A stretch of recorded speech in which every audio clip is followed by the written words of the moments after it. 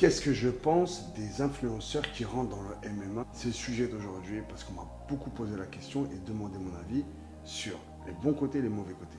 Je vais vous répondre de la manière la plus sincère possible.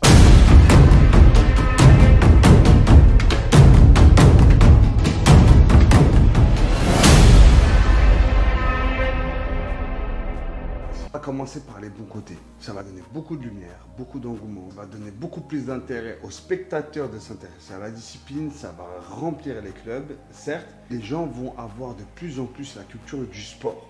Donc ça, c'est une très bonne chose. Maintenant, on va passer au mauvais côté. Je trouve que c'est beaucoup trop tôt. Pourquoi c'est beaucoup trop tôt? Aux États-Unis, on a l'UFC qui domine donc les sports de combat depuis une décennie. On my chip out, man. I got this,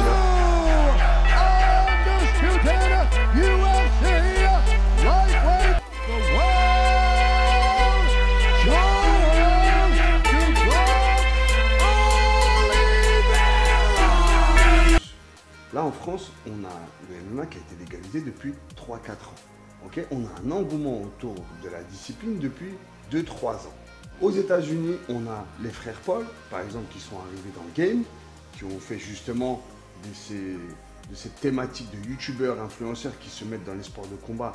Du coup, on a vraiment une explosion, un essor de la discipline, autant chez les pros puristes de la discipline qui sont des athlètes par définition, et ensuite, on a ce côté spectacle, spectaculaire, où on a des événements entre les influenceurs qui font des combats, où ça met du peps un petit peu à l'aspect que je dis encore, spectacle. Le problème, c'est qu'en France, déjà, dans un premier temps, on a la discipline qui n'est pas vraiment à son essor.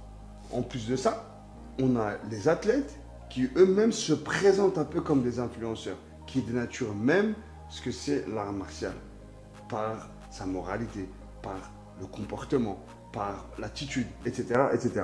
On a même les managers maintenant qui cherchent à être plus connus que les athlètes et que les boxeurs. Et maintenant, quelques années plus tard, on a les influenceurs qui viennent et qui prennent le pas. Et ce qui est très étonnant, c'est qu'on a d'un côté l'opinion publique qui pointe du doigt toute l'année les influenceurs. Et d'un autre côté, quand les influenceurs se mettent dans quelque chose, ça fait un boom incroyable. Et ils sont reçus, respectés, mis à l'honneur, mis en avant de la scène, plus même que les boxeurs eux-mêmes. Ce que je trouve qui est très choquant. On avait commencé à l'époque avec Ibra, on avait fait le combat. Moi, j'étais un petit peu connu. Ensuite, moi, quand j'étais à Dubaï, on avait un projet de faire des combats dans une organisation professionnelle, des combats d'influenceurs. Et juste derrière, tu as ce petit pitre de Dylan Thierry qui a fait le combat avec Benji. D'ailleurs, qui s'est bien fait rosser, et tant mieux pour lui. Avant, ça ne posait pas problème. Moi, par exemple, si je combattais, ou demain, si je combats dans un sport de combat MMA ou autre, ça ne choquerait pas parce que de base, je suis athlète et combattant. Donc, le fait que je sois dans l'influence, ce n'est pas gênant. Maintenant, on a Sebi Dadi qui fait parler de lui partout. Parce que leur boulot aux influenceurs purs et durs, c'est-à-dire que leur métier, c'est uniquement cela.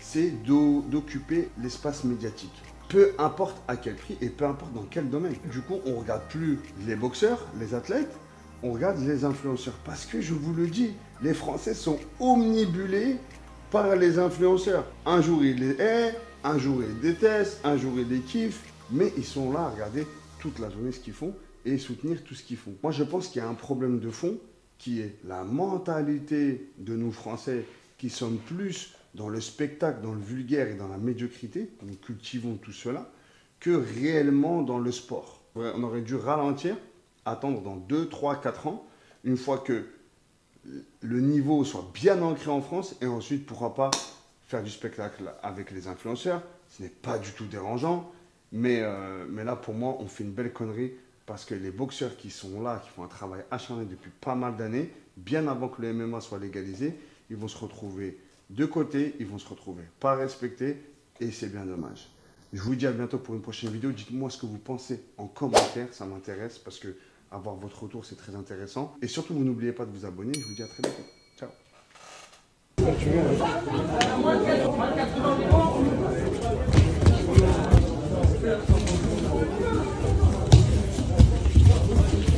Go, go, go, go, go, go. après. Pour rien. Il n'y a pas de finition, petit. Oui. Si on fait pas ça, je reviens dans la garde après. Je ne vais pas exprès. Allez les gars, du mouvement.